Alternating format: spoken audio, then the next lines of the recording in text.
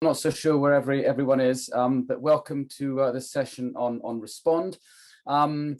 Respond is a new innovative way of basically training together across the agencies and professional boundaries, and it's aimed at professionals and service users involved in mental health crisis care to enable them to learn about the roles and basically see things from the perspective of someone else through situation simulation. So we're going to tell you all about it. Before we do, just do some introductions to let you know who will be presenting to you today. So first of all, my name is Steve Baker. I am a Chief Inspector at the UK College of Policing, and I am the National Mental Health Coordinator. And I'll let my colleagues introduce themselves. Thanks, Steve. Hi, everybody. My name is Vishal Goyal. I'm a consultant in liaison psychiatry, which basically means I'm a senior psychiatrist that works in a general hospital, working through the emergency department and medical and surgical wards. And I am also the medical lead and chair for Respond. Thank you. And I'm Amy Rafter. I'm the Respond project coordinator. So I'm the only dedicated Respond member at this current time. Okay, thanks, guys. So what we're going to do in terms of objectives for this session is we're going to go over and look at describe the backgrounds and origins of how Respond training came to be, and just to give you an oversight of that. Explain how the training works, along with the outcomes that we found as a consequence. We're going to share some of the success stories and feedback that we've had along the journey that we've been on for the last few years. It's going to be a bit different here. We're going to allow you to try and experience a snapshot of what it's like to be part of this training, which could be a bit of a challenge within this environment, but we're going to make it possible if we can. So what we're going to do then is we're going to allow you to take on the role of being a police officer. Now, for some of you, that might be your worst nightmare. For others of you, it might be something you've always wanted to do. But for me, that really is the ethos of what this training is about. You're going to experience things and have to make decisions in the guise of someone else. And equally as importantly, we're going to let you take on the role of a person in crisis, and just to try and really focus on what it's like for that person, what they're going through, etc. And then at the end, we'll just take you through the next steps. Certainly, if you're interested in this training, how we can assist and how we can help you achieve that. So as I say, this training is all really about how we see each other, and it's about perceptions. And so if we think in the first instance, what are the perceptions like of mental health professionals? Now, everyone has their own view, but essentially there's the psychiatrist chair, and people have that sort of image of sitting there talking therapy, and that's what's involved. Alternatively, people think often the clips there is from Nurse Ratched from the film One Flew Over the Cuckoo's Nest. And if you've seen the film, what a horrible character she is. And that was all about padded cells and isolating patients. It just doesn't happen like that anymore. But you'd be amazed how many people think that is still the real world. Conversely, then, of course, that's the perceptions of health professionals. What about perceptions of the police? Well, of course, it's not all about sitting there eating ice creams, waiting for things to happen. The world isn't quite as simple as that. And certainly for those of a certain age, it's not about Lieutenant Columbo and his rather unique way of investigating crime. And it's making sure you understand that is not the real world. But sadly, I do think there are some people who perhaps think that is the case. So it's about challenging those perceptions.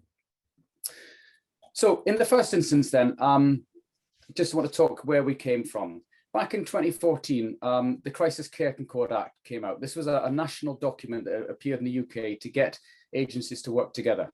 And what it said was, we commit to work together to improve the system of care and support so that people in crisis, because of a mental health condition, are kept safe and helped to find the support they need, whatever the circumstances in which they first need help and for whichever service they turn to first. So that was really the ethos of what we decided to try and do with Respond. How are we going to aim to answer that statement there? So in terms of where we began and the background to Respond, we wanted to do something to improve the patient experience. That was the crux of it all. And we wanted to develop something that would allow us all to understand and appreciate each other's roles, but as I've already mentioned, have at the center of that what it's like for that person in crisis.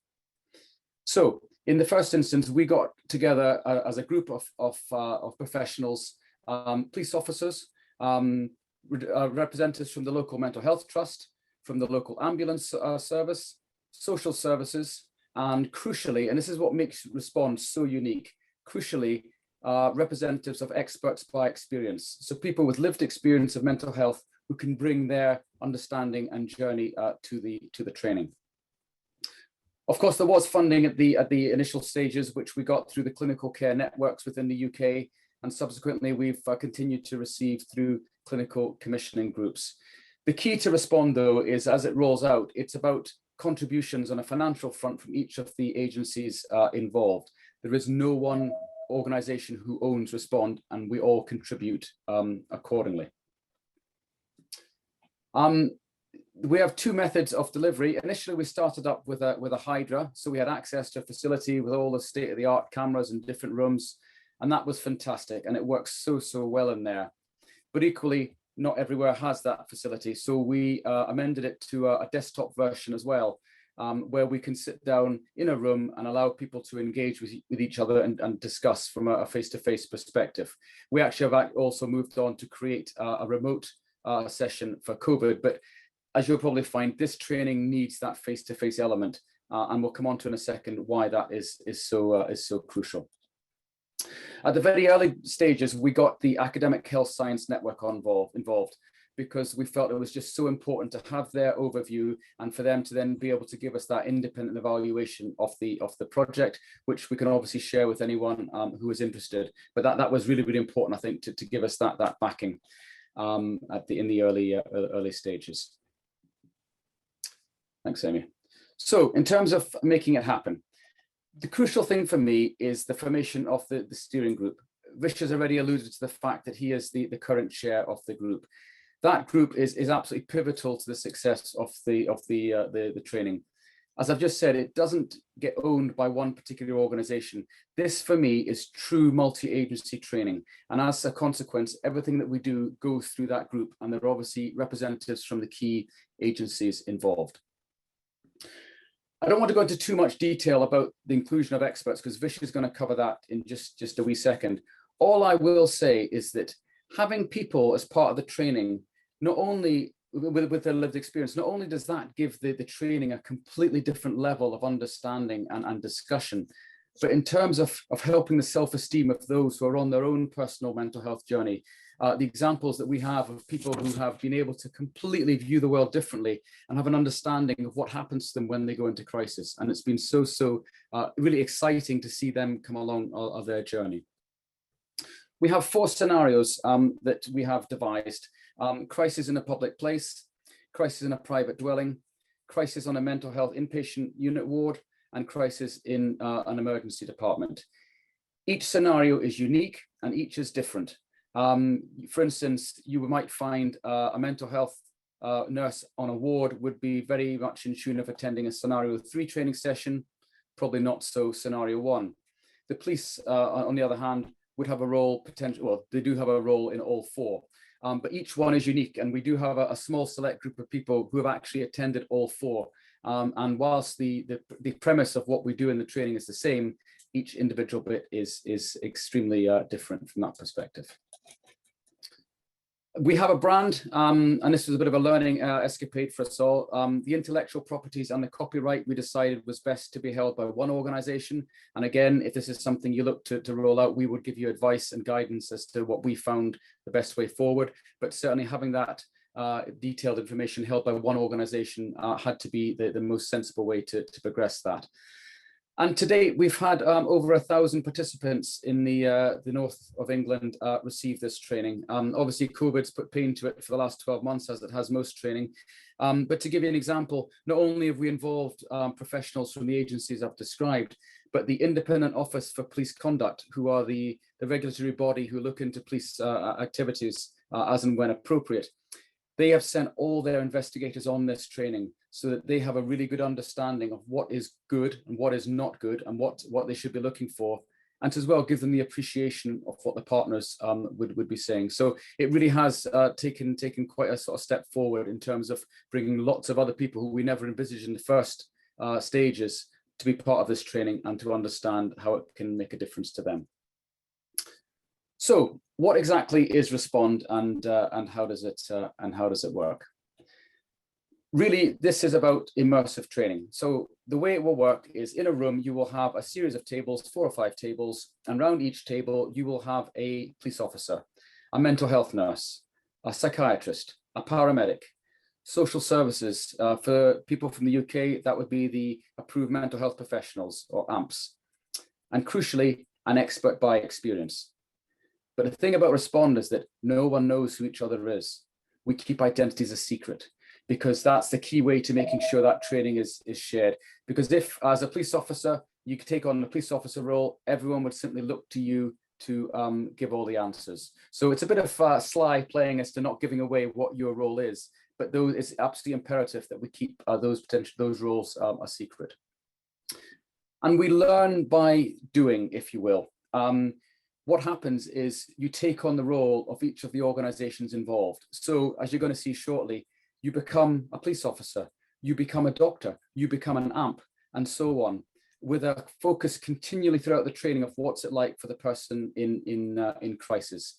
And you explore the knowledge that each organization has, the skills they have, and to a certain extent, the attitudes, because this is an open learning environment where we can share some of the concerns and we can ask what we feel is suitable to say and what language we should be using, and more importantly, not using.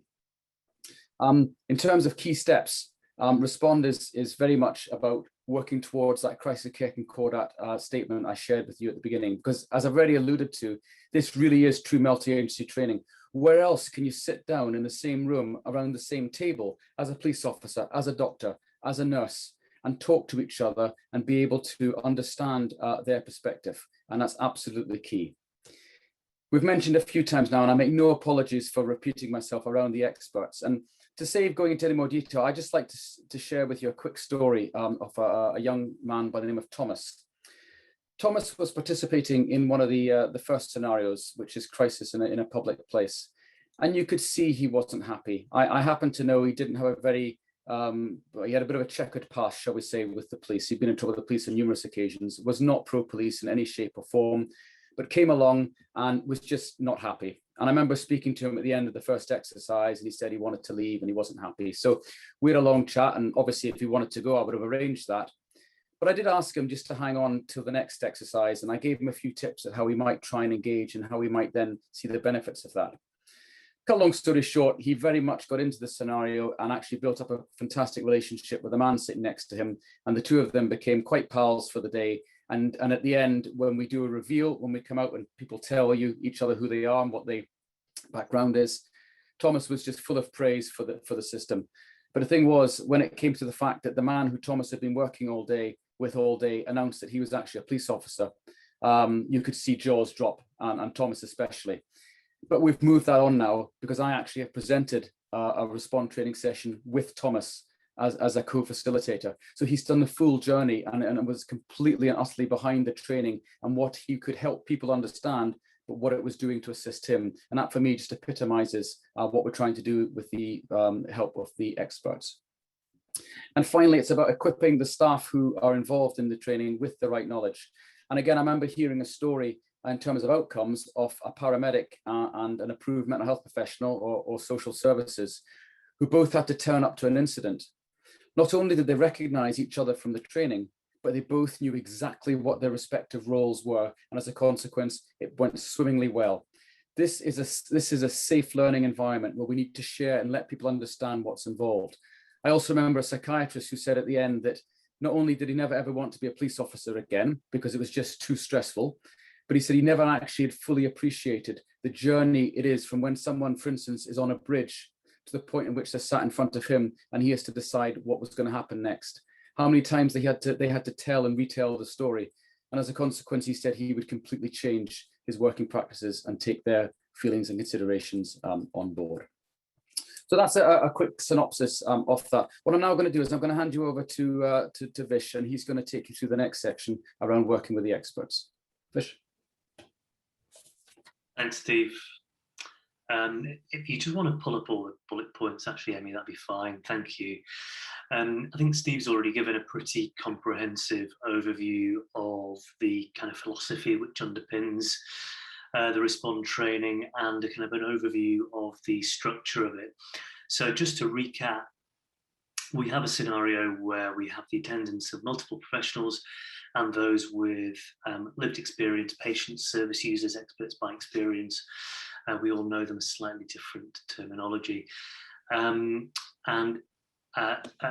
The crucial element is that the backgrounds of each of the people in each of the sub-working groups are kept secret until the end.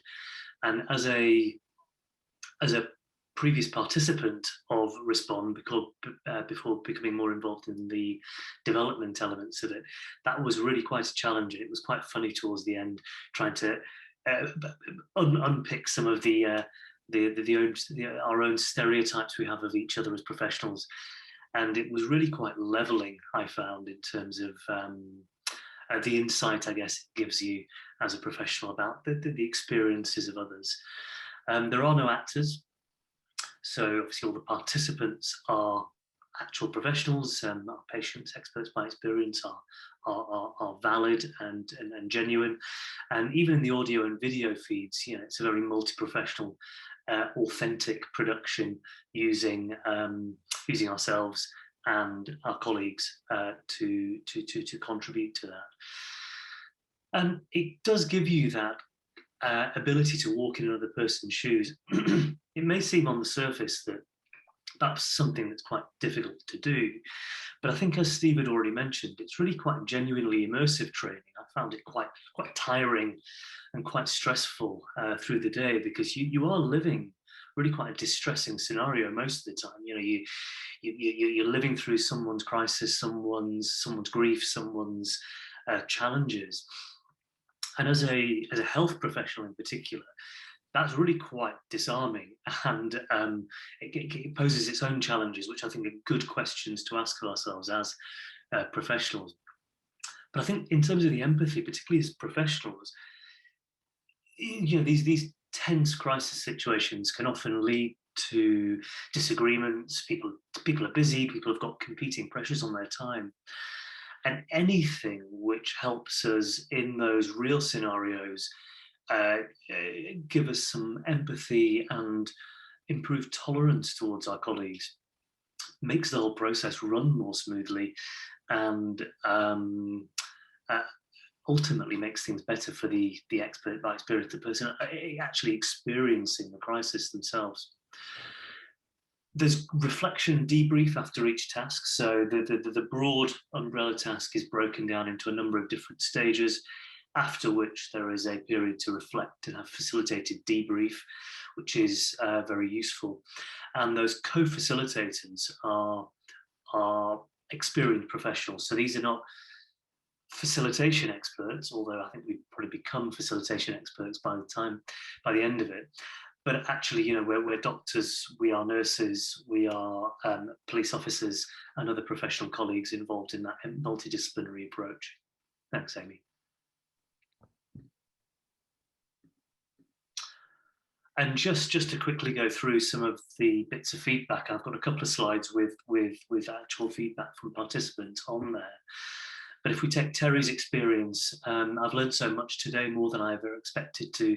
I now understand how professionals work, their focus, and why they make certain decisions and do certain things. And I think it highlights Steve's point around Thomas's story. It also kind of underpins one of the outcomes, which I'll come to on the next slide, in terms of this almost being a therapeutic process for patients who go through these experiences, as it gives them some understanding and empathy towards us as professionals, and, you know, as he said, why we make certain decisions and why we do certain things. And from Peter, who's an approved mental health professional, as Steve said, AMPs, as they're known in the UK, are professionals who expedite mental health legislation. And Peter had said, I found it very helpful to better understand the roles colleagues play and the constraints their roles put on them. Collaboration has been much more apparent since the training, making the whole process less stressful for the patient. And again, I'll come on to one of those outcomes in a second, but I think anything that minimizes the distress that is placed on the patient in this process is fundamental. And lastly, but certainly not least from Anthony, police officer, Respond is a totally immersive experience. It encouraged me and my professional colleagues to leave the comfort zone of my role and remit and face more honestly the considerations of a critical incident which involves mental health crisis.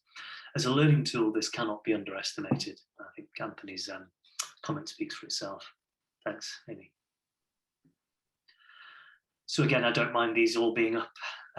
So yeah, there's a number of outcomes we work towards that I think, again, colleagues who are listening will probably have started to get a sense of.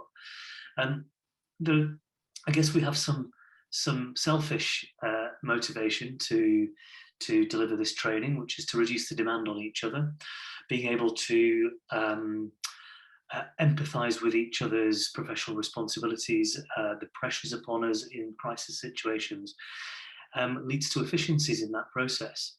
And overall will improve communication within those crisis situations, which then also facilitates an improved understanding of that person in crisis.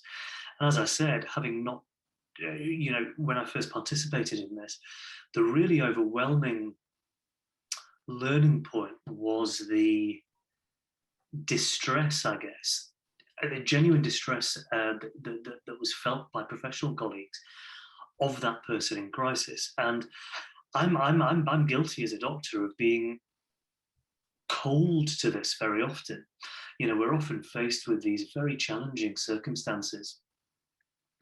And I guess over years, I mean, I'm a psychiatrist for just shy of 20 years now, you do build up a bit of a thick skin and a bit of an arm's length approach, I think, to your practice.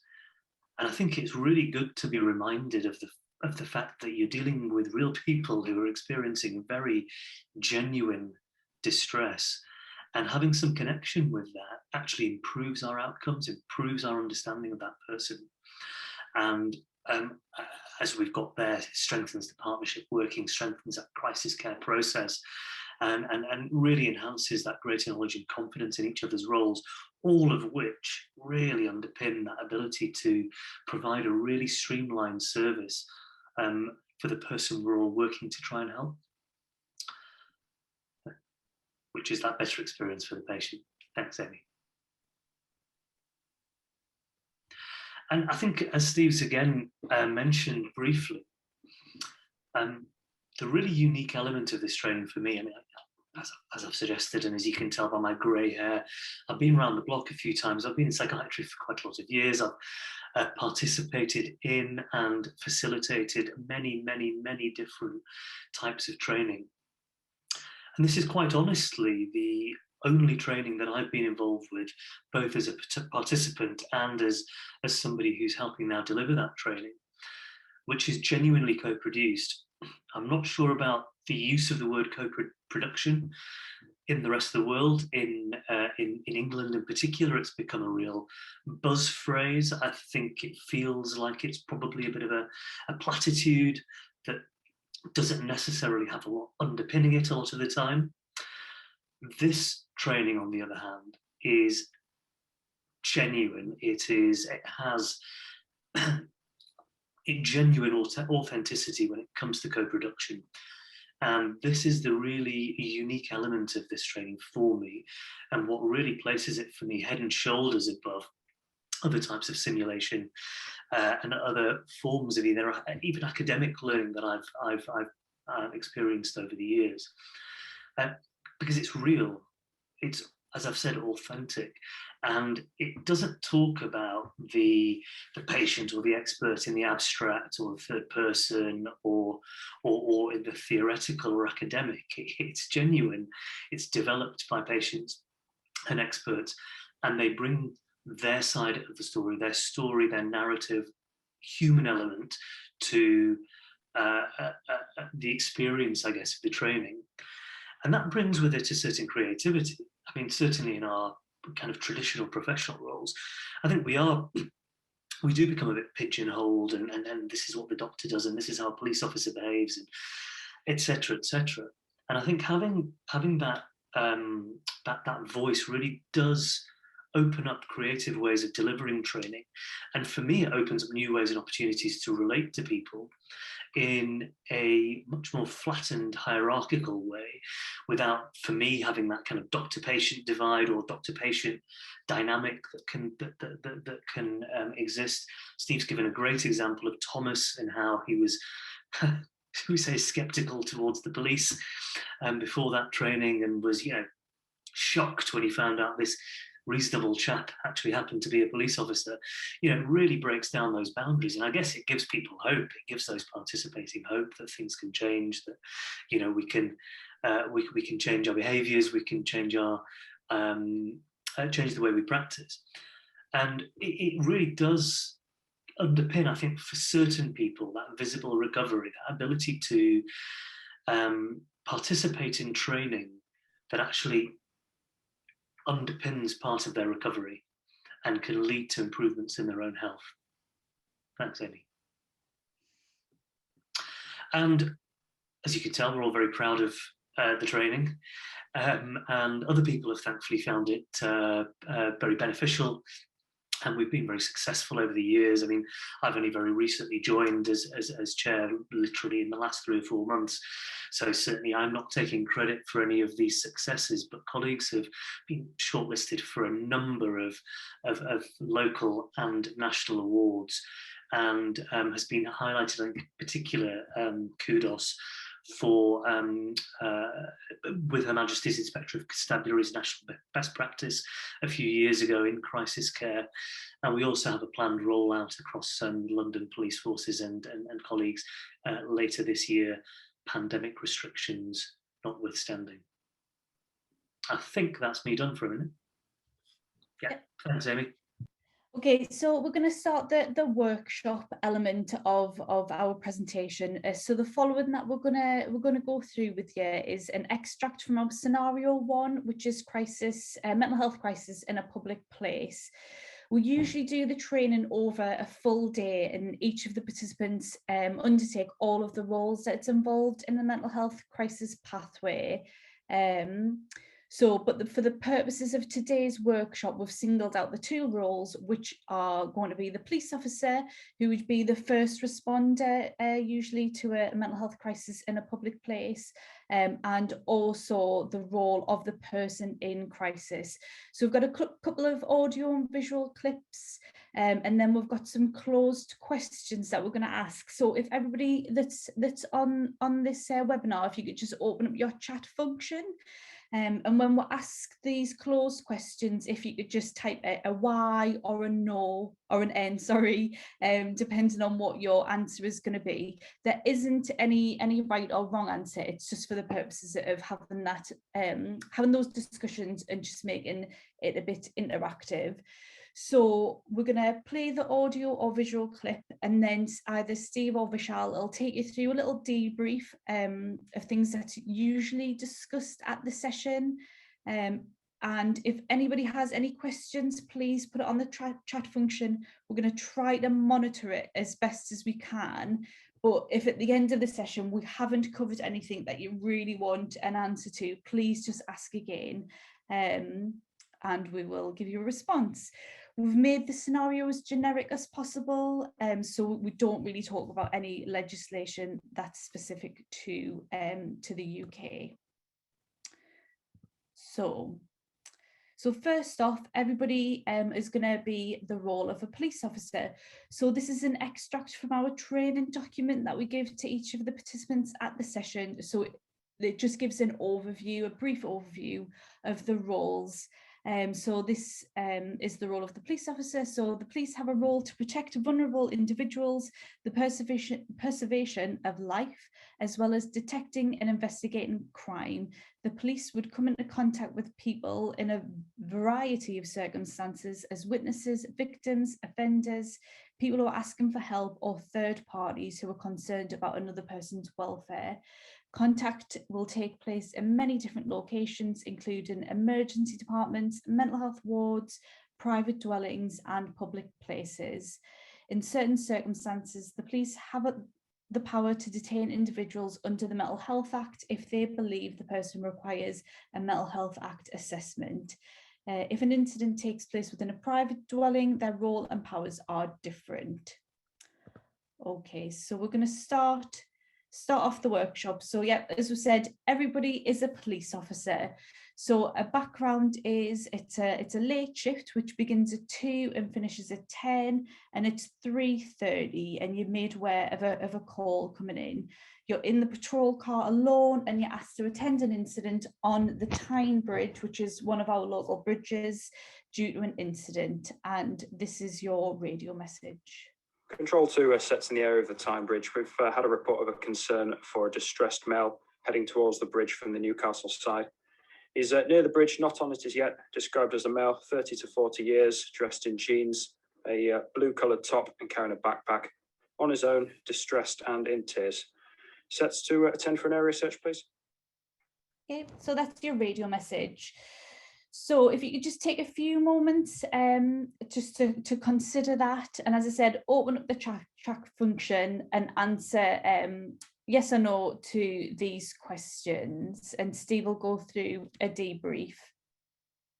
Sorry, no, just one question at a time. Okay, so I'm just going to talk you through, as we would do, looking at it from a police perspective. So the first question I'd like you to comment on is, having just received that radio message on your personal radio, would you be activating your blue lights and your sirens? If you could just put a Y or an N in the chat box, please, just give me your thoughts.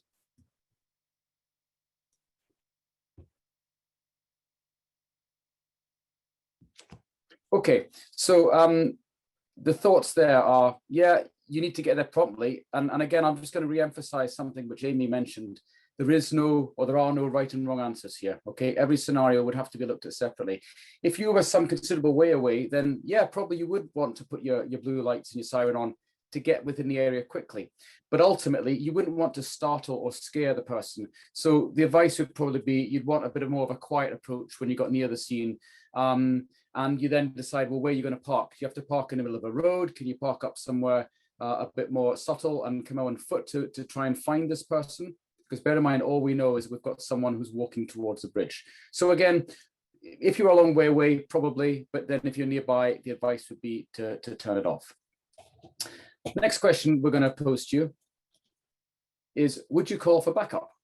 So again, a Y or an N, please.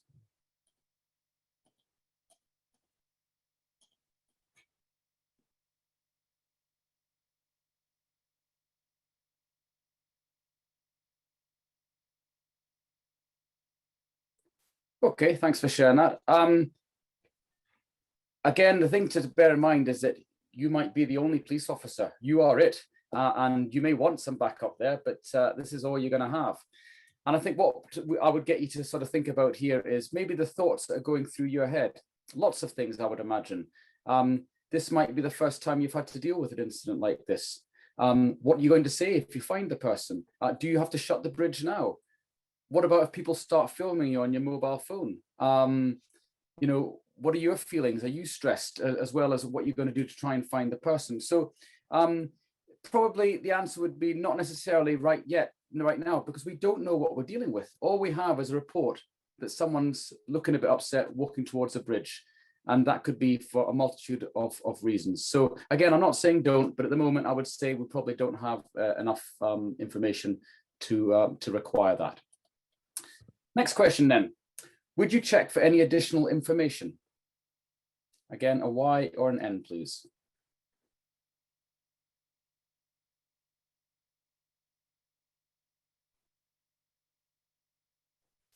Pretty categorical on the yes front as your feedback. Bear in mind, the incident is an anonymous call from a member of the public. So we don't have anyone else to call back. So yes, of course, we would like more information, but all we have is what we've been told. And it's down to us to try and find this out. Now, one thing you could do is you could get your control room to maybe search for any current missing person reports. And if there was a description given, that might give you some sort of indication who the person was. But of course, it could just be someone who's seen walking to the bridge who's distressed because, and I quote this example because it happened to me not long ago, if you have to say goodbye to a pet, it's an upsetting thing. And maybe that person was simply upset and there's nothing for us to be involved with and nothing for us to worry about. They're just dealing with grief. You then have other questions of, are they intoxicated? Does that increase the risk to either you, the general public, or the person, him or herself? And I think, you know, we like to talk about some of the information we might like to have around looking at people in distress. Often you'll get people come up with a phrase, they're just attention seekers. People will go to the bridge because they're upset, they're just attention seekers. And we discuss that through, because really it could be someone who has decided that, you know, they want to take some quite significant action. You need to keep a very, very open mind. So, you know, yes, we would dearly love additional information, but at the moment we haven't got very much to go on in the first place. Amy? Okay, thanks, Steve. So everybody's going to say the police officer, but you're going to arrive at the bridge. And again, we've got the next radio message for you. Control to sets heading down to the male on the bridge. Further from members of the public, he appears to be sat on the edge of the bridge, unknown which side of the railings. Members of the public are trying to talk to him, still in tears and very distressed. Okay. Okay, so the scenarios moved on a little bit now, because, go on, Amy, you wanted to say something? I was just going to say what you're going to say, it's fine. Okay. Sorry, folks. The scenario's moved on a bit, and we know that the person is now sitting on the bridge, which obviously ranks up the concern tremendously. So the first question, now that you have that additional bit of information, is this. A member of the public is actively engaging with the distressed male. Would you take over? So again, a Y or an N in the box.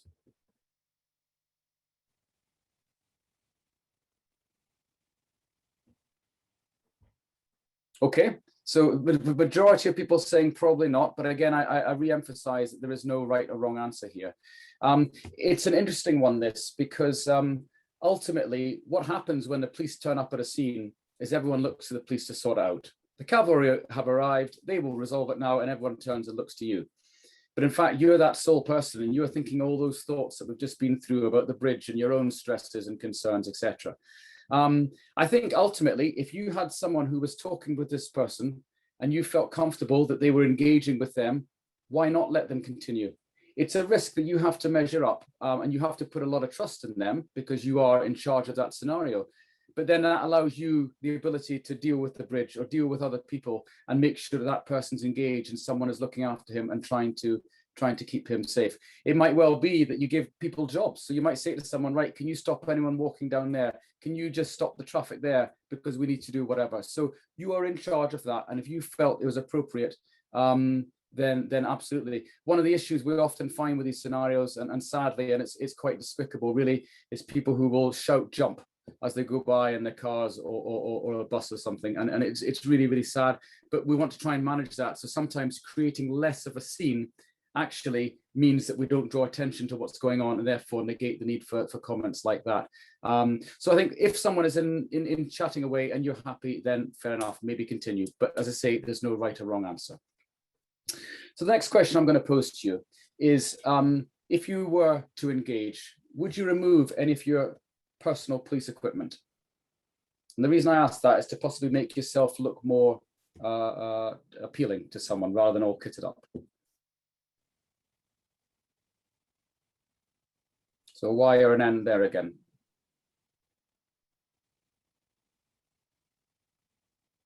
Okay, again, a little bit of a mixture there. My personal feeling is probably you want to engage with someone, you want to personalize yourself. You take your hat off, you say, hi, my name's Steve, you know, and ultimately you're there to help them. Would you remove your protective vest and what have you? Probably not, simply because, you know, that is still there to look after you and keep you safe. The one thing which I often discuss with learners is around the use of the police radio. Because if you have a radio that's blasting out lots of messages, that's really distracting. If you're going to engage with this man, you need to give him your full 100% attention. Now, often police officers will use an earpiece. So, you know, the person might not be able to hear what's going on. But ultimately, you might have to tell the control room that you're going to engage with the person. So you're going to turn your radio off. so you're not distracted in any way. But of course, they might refuse to speak to you. They might have had a bad experience with the police and don't want anything to do with the police. And that's something you'll have to engage with. And the one point we often say to people, and the one question I would always advocate someone asks in this scenario is, have you been here before? Because that's a really good question, which if it's an affirmative and the person says yes, you've then got a conversation on the lines of, so what happened last time? Why did you come here? What can I do to help you? Is there someone you'd like to speak on the phone, etc.? And if they say, no, I haven't been before, then what's happened? What's brought you here today? How can I help you? And you can enter in that conversation. So it's anything to help you engage. The removing of the equipment, I say, though, is something which has to be carefully considered on each occasion. So the next question, this is the one that often comes up and causes much debate, is would you close the bridge? So you have someone sitting on the eye of a bridge, and I'm going to say this is a heavily used traffic bridge with 4 lanes of traffic, 2 in each direction. Would you shut the bridge down?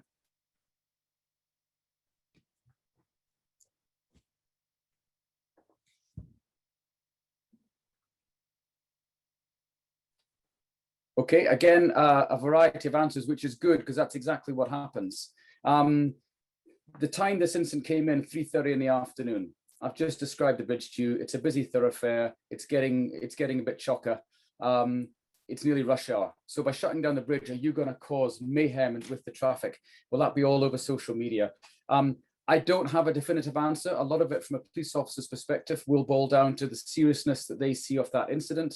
And there'll be local policies involved around trying to keep traffic flow, but ultimately try and keep that person safe. So it might well be maybe you just shut 1 lane of the bridge off rather than the entire bridge. And you don't, as I say, want to create something that's too big and attracts attention, which is undesirable. So as things stand, you probably wouldn't, but you'd be aware about making sure that people who are standing at the side were kept safe and have to sort of make that assessment accordingly. Okay, so the final question I'm going to ask you here is, would you call for any additional services, either from within the police or from another partner organisation? Again, a Y or an N for yes or no.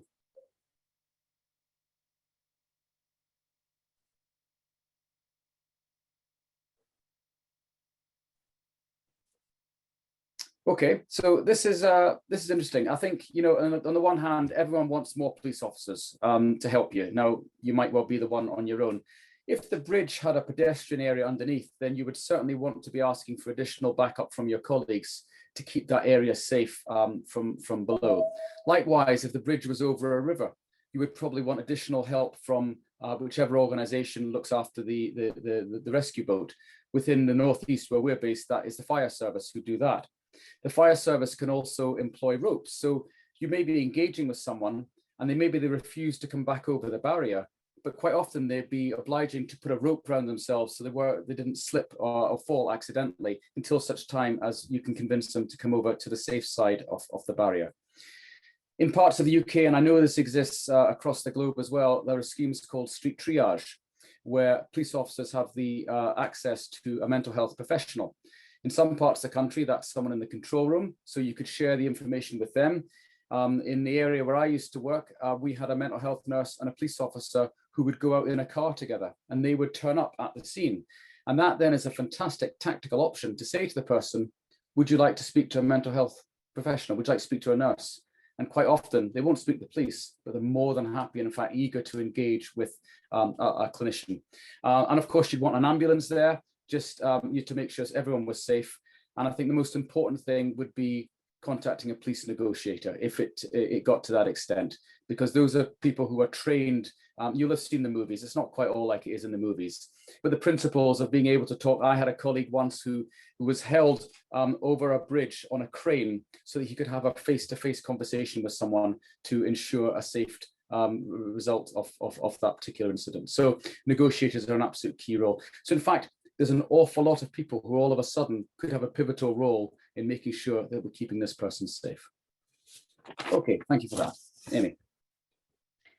Okay, so yep, everybody's going to stay the police officer, but now we've got a video clip for you. the guy that's playing this role has a very strong Scottish accent, so we've added some subtitles to the bottom, so so you don't need to decipher what he's saying. So here's this video clip.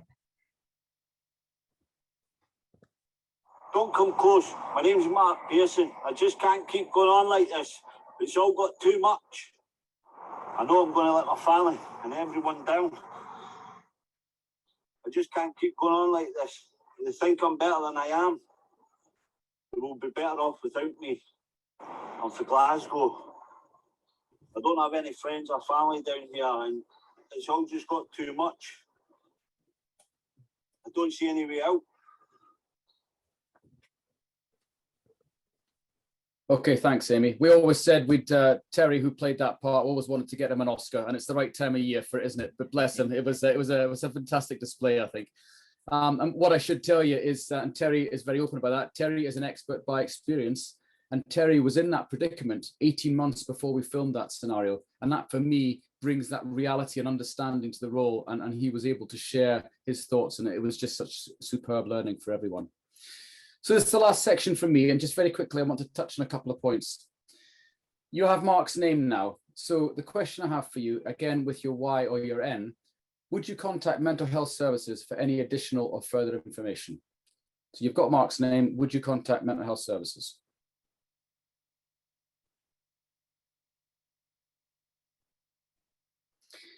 That's a pretty categoric yes.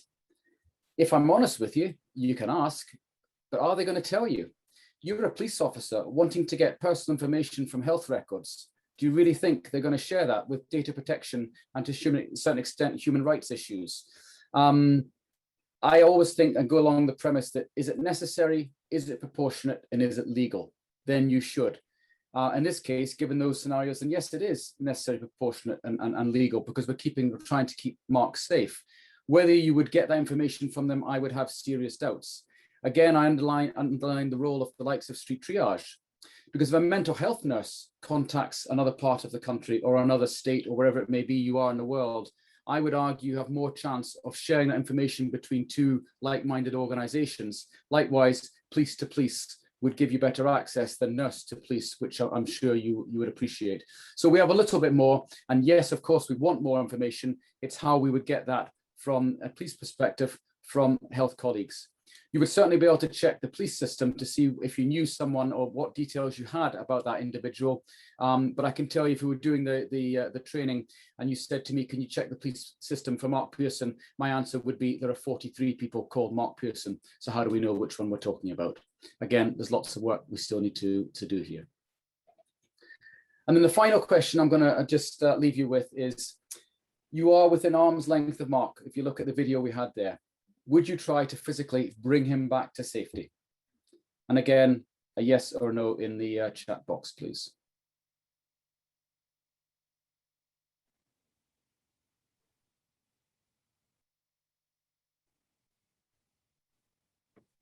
Good, thanks for that. Again, interesting, you know, people are saying no, and you know, you do have to think about your own personal safety. That's paramount. I have known, sadly, cases where someone was there and they certainly didn't want to jump, but it was cold, it was wet, and they slipped. And if you're trying to grab onto someone, you can imagine a horrific scenario if they were still holding you when they sadly fell. So it's a judgment call. Probably normally you would say, no, you need to look at your own safety, but I do know stories of colleagues who literally have grabbed someone, pulled them back, and everyone was safe, and the person eventually on the other side of the bridge was very grateful to the police officer. It's a big shout. I remember a scenario we had of a young lady who would often climb over a bridge, not because she wanted to take her own life, but this particular bridge had quite a significant recess. And she used to go and sit in there because, quite simply, it's a place where she felt safe. She wasn't wanting to harm herself, but she was putting herself at such immense risk and danger, and so too the people who have to keep bringing her over. So, you know, it's really, really important that we bear that in mind, but ultimately we've got to look after our own safety because we've got to be safe as well. Good, thank you very much for that. I'm going to hand you back to Amy, then Vish will take you through the role of the expert, of the patient. Okay, thank you. So as a time update for you, it's 20 to 6 now. Mark was placed under a Mental Health Act detention by the police officer. So after this detention, Mark is conveyed to a place of safety, which would either be a mental health unit or an emergency department, so a Mental Health Act assessment could take place. So we're now going to ask you to undertake the role of Mark. So again, this is an extract from our training document that we give everybody. So it's just a little overview. All it says is there are many different terms to use to describe someone with lived experience. This is someone who uses the experience of their illness to access use services in order to help others learn about providing care, treatment and system change. The person may have recovered and may not be in receipt of services, or they could still be receiving care. It could be an adult of any age or a young person, as everyone's experience will differ. There may be learners or facilitators from any organisation who may themselves have lived experience, so the list is never inclusive. So, sorry, preview. So yeah, so you've now arrived at the place of safety. So you are that person in crisis, and this is the video clip.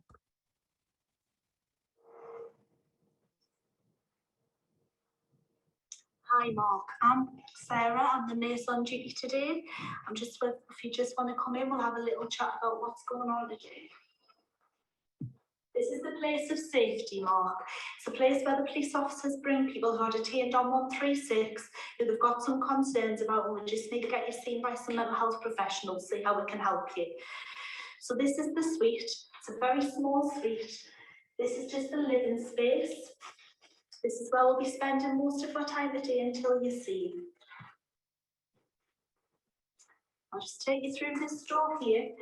Once we've had a little look around, we'll have a chat through about what's going to happen today, sort you some refreshments, and I'll go through your rights whilst doing the suite. So through here, we just have the bathroom, so if you need the toilet, you can let me know, and the office space, which I might keep popping in and out of. There's a wardroom there, but we won't be going through there at all today, okay? And I'll be with you to support you. So why don't we have a sit down and just have a chat through your rights.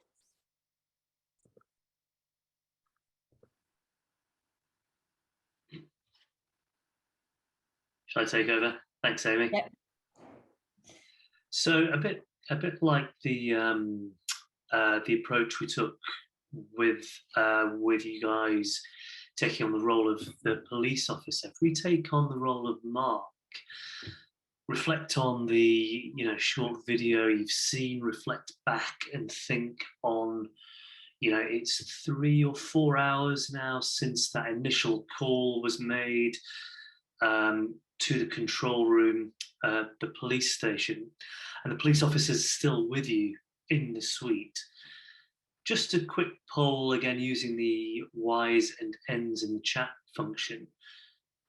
Does that make you feel safe that the police officer's with you? Or do you feel safe in the suite?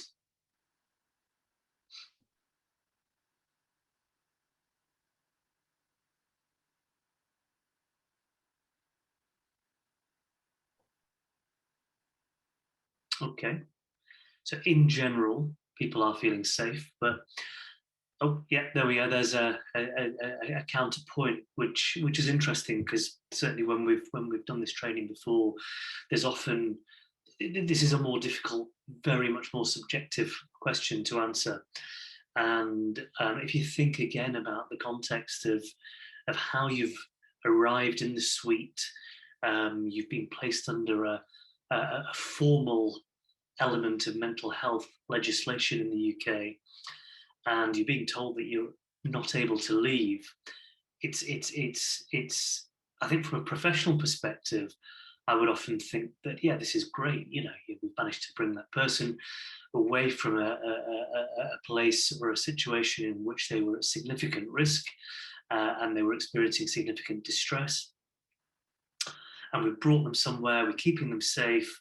We've got a police officer with them, they can't come to any harm. It's a question that can have two very, very, very different answers. Thanks, Amy. And does being in the place of safety make you feel reassured? Again, just using the Y's and the N's.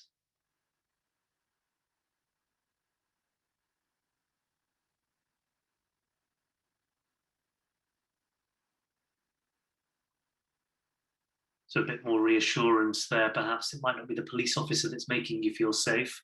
Perhaps you've got previous adverse experiences with the police, or but it feels like perhaps being somewhere in a hospital or with clinicians is giving a sense of reassurance. I guess that again, the counterpoint to that might be that you've been brought there perhaps against your will, using a piece of mental health legislation. You are formally detained there. You are not allowed to leave, and you may still have those intrusive thoughts of wanting to take your own life, and you may feel rather exasperated at that situation. Thanks, Amy.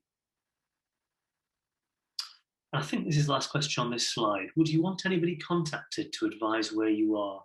Again, just using the chat function.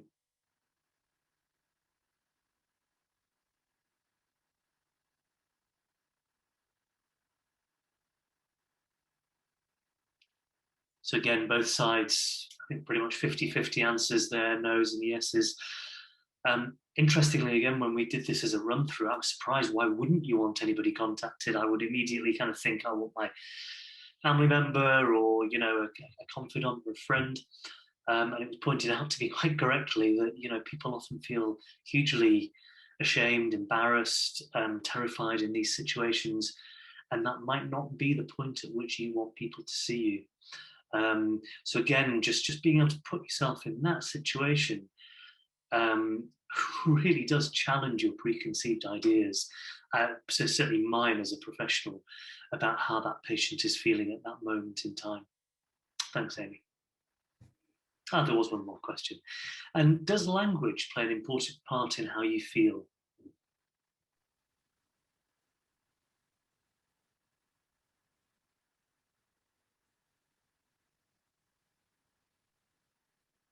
I think unsurprisingly a little bit more unanimous here. And Steve had alluded to it right at the beginning of the session. And it's something that I think I initially found challenging as a participant in Respond training, because I think as professionals we can get very loose when speaking with other professionals about people, again in the third person, not necessarily involving that patient in discussions around their care and health. And it really does very sharply bring back into focus just how fundamental the use of language, particular terminologies that can be incredibly offensive or disrespectful towards other professionals, but primarily to patients.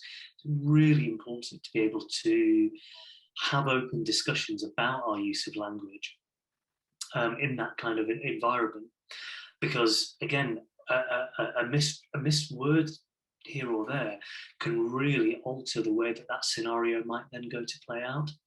And you might be heading down a very different route if we're not sensitive with the words that we're using, particularly in those kind of emotional or highly charged atmospheres. Thanks, Amy. So we're just heading towards the end now. I don't expect you to read all this. I'm not going to read it through in detail for you. But again, I started with a little bit of feedback for you before we started the workshop. And then this is just some more feedback from attendees, which I think hopefully just helps, I guess, summarize those key learning points that we've talked through over the course of the past hour or so. And I think just picking out some of the themes here, there's no other forum where you can meet with police, paramedics, nurses, amps, and even experts by experience, and all sit around one table, discover things about each other's roles, promote understanding of your own role, an invaluable learning experience. Something from a service user here: as the day progressed more and more, I became more confident at sharing my opinions. I realized that my background is an asset and I deserve to be involved in these type of events. And it's humbling to see that people actually have faith and believe in me. And that was from somebody who hadn't always experienced that from professionals. A very proud moment here, but should be available and rolled out to all professionals involved in multi-agency working. And then when I first attended Respond training, I felt like a fish out of water. There were lots of people attending the training who I deemed to be of a higher class than myself. Police officers, doctors, ambulance crews, and I didn't feel that I belonged, as I was just someone who was early in recovery and wasn't worthy of being there. By the end of the session, I felt empowered and reassured that my voice is just as important as the professionals. And I don't think I have anything more to say about that comment, because I think it really does give the fundamental essence of what Respond training is about.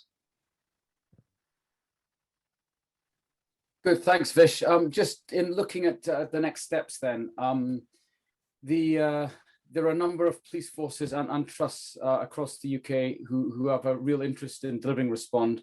Unfortunately, like most things in life, COVID's got in the way of the momentum that we'd built up. But the next really exciting chapter for me in Respond is about London. And we were due to launch in London this time last year. We are waiting for the go-ahead that we can get training up and running. And because the way it's going to happen is that we will run train the trainer sessions.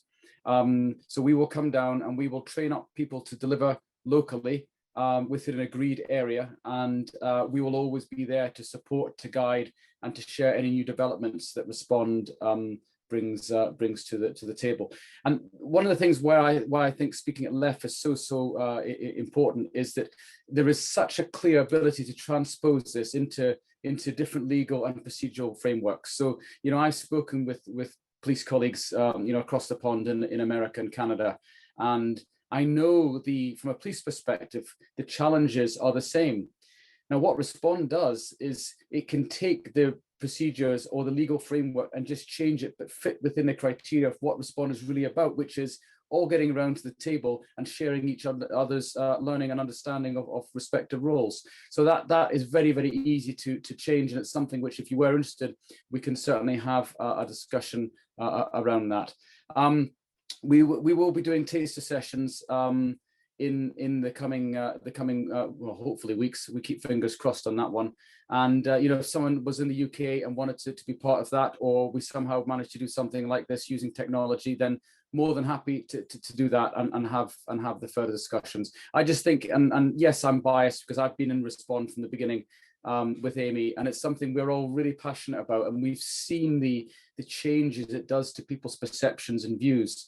And when you hear stories of how people have been on a training and changed their working practices because of what they learned, that's just so rewarding. And more important, when you hear how people who've been through this and been formally detained under the Mental Health Act themselves, yet want to come back and share the learning, and they can help people improve that quality of care. For me, it just ticks so many boxes, and it makes it really, really exciting. But listen, in terms of follow-ups, Amy's got her. Amy, you're going to put the slide with your details on there. Yeah. This and that's the. Oh, so I've got my quote. I forgot my quote I put up for you. So I'd like to finish on this one. Coming together, this is from Henry Ford. Coming together is a beginning, staying together is progress, and working together is success.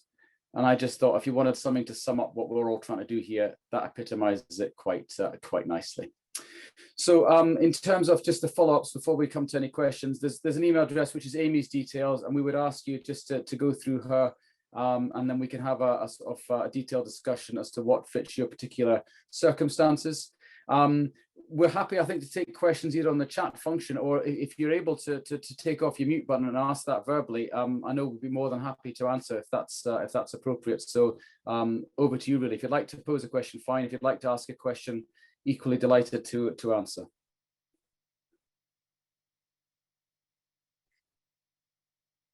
Lindsay Joe. I'm just going to start us off. I had a question from earlier on in the program. You were talking about this like closed-minded effect of practitioners at every level, and I was wondering how much does the length of a practitioner's career contribute to that closed-minded effect in response to like crisis intervention? So you've been in a situation before, you expect it's going to go one way, so you address it like it's been like all of those situations, and you're not maybe open to changing circumstances. Okay, well, let me answer that first from a police perspective. And I think, you know, every incident you deal with, you have to keep an open mind. Every incident is different. and you're a foolish individual if you don't. And I will think that, you may have been to an incident 5-6 times previously, but this one might be very, very different, and you have to keep the open mind. And I think that sort of the police officers that I know, you need to keep reminding yourself of that fact, because it is very easy. I think you're absolutely right. It is very easy to go down that path. I've been here before. I know what the outcome is going to be. But every case is very, very different. And it's something which we really encourage police to keep an open mind on. Vish, is there anything you'd want to add from your perspective? Yeah, thanks, Steve. It's an interesting question. I think that from a medical perspective or a clinician's perspective, I think there is always the tendency to, medics in particular, I'd say, is that we can become quite algorithm driven, or, medicine there's a lot of pattern recognition in medicine. And I think that it goes back to that point, around kind of, we often keep the emotional quality of what's going, or, the reality of what's going on for the person, the patient, at arm's length, because we think it makes us more effective or whatever as doctors. And actually, I think this kind of training really challenges that approach. And I say that as somebody who's had that is, approach and perhaps attitude challenged by the training, because I think it's very easy to go, well, I've seen this before, I've seen it a million times before, this is how this is going to play out, and you don't listen to the story, you don't listen to the nuance or the individuality, or you don't give the patient the respect they deserve effectively. And I think that it's regularly doing this kind of training, underpinned with that authenticity I spoke about earlier, I think for me really helps break down those preconceptions. Which I think it's a really, really important point. Thank you. If no one's going for, I'm going to throw another one. I know, Isa, I know you're on the call, and I know we've had correspondence recently. How does the concept of this training fit into the research that you've been doing, if you're able to speak?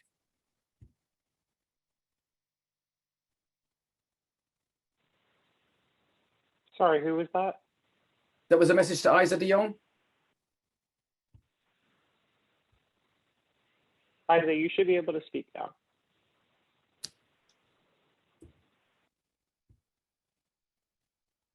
Isa, if you didn't hear me, I was just asking, with the conversations or the emails that we've exchanged, how you felt this training impacted on some of the research that you've been undertaking.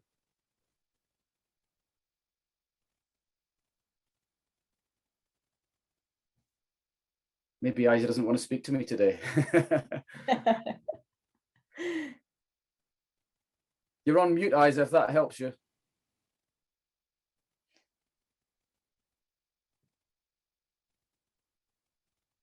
No, it's not working.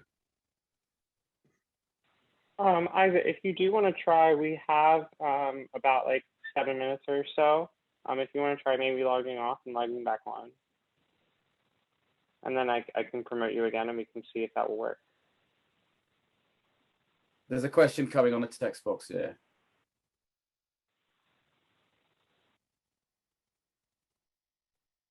Anything else from anyone else who's tuned in? That's do they think it's something which would work in their area, or if you're not from the UK, is it something that you could see transposing into different countries? I think from my perspective, I find it very interesting. I think that its success is very much pivotable on legislation that's in place before it exists. So that kind of multi-agency interdependence needs to be there before this kind of training can work. So a program like the Mental Health Act, kind of forcing that interagency relationship, I think is needed before the program can really work. From my perspective, I'm currently in Philadelphia, and we recently tried to implement some kind of interagency approach to crisis intervention to very little success. And I think it's the inclusion of practitioners is one step that alone doesn't really work. There needs to be some kind of legislation in place that requires an officer to rely on that mental health practitioner. requires them to use them in that situation. Because if that's not there, as seen, we've already had 2 shootings where after we have had a mental health practitioner in our 911 response call center. And it's definitely, there is the response from police in the area that they don't want to rely on someone else, and that they do feel qualified to like address these mental health crisis situations. So I think that would be a vital part to the program's success. Can I ask a question to that, actually? Because I think that, is that okay, Steve, if I jump in? Oh, absolutely, yeah. So why do you think that is? Because there's a, you know, again, it goes back to what we were talking about before, doesn't it? There's I guess an idea from the police in this instance that they're able to manage these scenarios.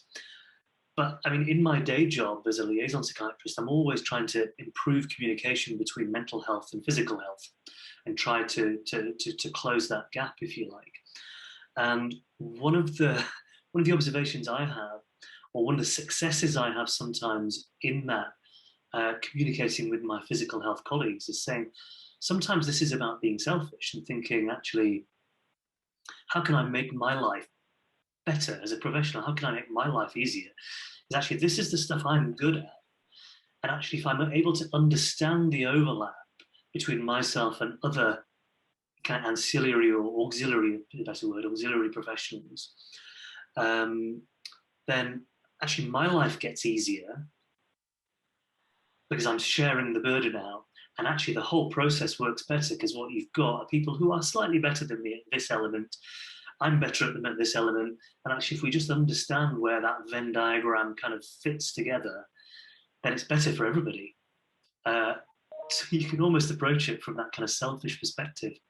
But I get what you mean. I think unless you've got that philosophy of interagency working established, it does become more tricky. But again, I think as well also, like, the push to have something like that in the States maybe could be helped by a program like this. I will definitely say that as well, because a big part of support for any type of public safety / public health effort is dependent on police involvement and police support. The amount of power, the amount of money that police unions and police foundations and organizations have. I think that this could be vital, especially the aspect of anonymity, not knowing what a practitioner is in the crisis intervention scenario can maybe bridge that gap. I think definitely that would help. But it looks like, Isa, can you respond now?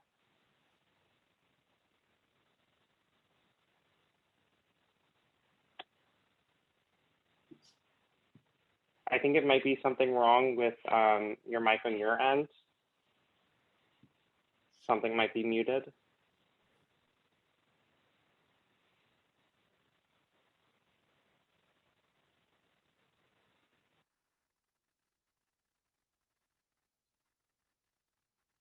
I feel the stress.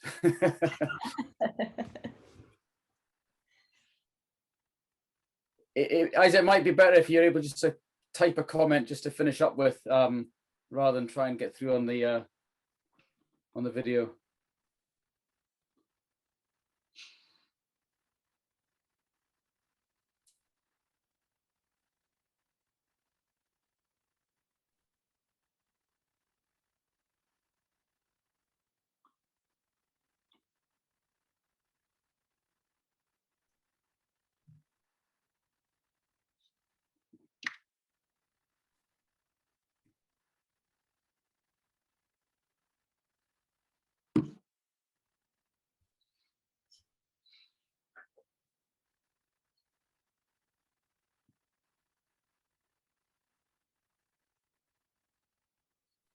This is stressful typing for you, isn't it? There's not one spelling mistake so far, though.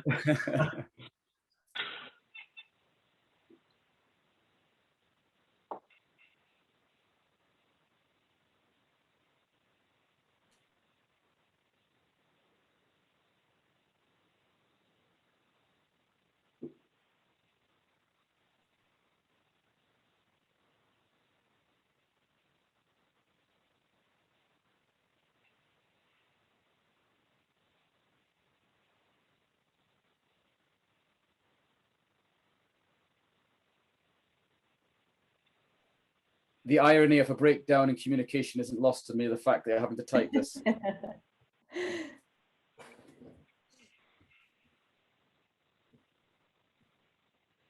Yeah, and I think that's really interesting. And I think one thing I would come back to, the success that we've had around Respond has been, it's something that, you know, we picked up there. It's that steering group. It's not owned by any one organization. Is that as a multi-agency group of professionals, we come together, each representing their own organization. You know, one of the things we talk a lot on the training is about communication. What we've tried to do here today is just to give you a bit of a snapshot, but you can have some really, really in-depth discussions. And from a facilitator's perspective, no two response sessions are ever the same, partly because of the people you have attending, but the subject matter that comes up. And there's just sometimes you leave a day's training and the learning, even for us, is just immense. Because you get the communication right and you get people to look at things in different ways. So it's heartening to hear that you know, that is backed up by the research that you're doing. So, Amy, do you want to just finish things off just as a final? Yeah, I mean, I just want to say thank you to everybody that's joined us today. Hopefully it's given a little flavour of the scenario sessions and your ability to kind of see from other people's perspective. We do, obviously, as we've mentioned, we explore all of the other roles involved in a crisis. So yeah, if anybody has any follow-up questions or they want some more information, just drop us an email and I'll get back to you. Good. Thank you very much for your time, and I hope you enjoyed it, and I look forward to hearing from you if we can help. Yeah. Thanks, everybody. Thank you. Bye-bye.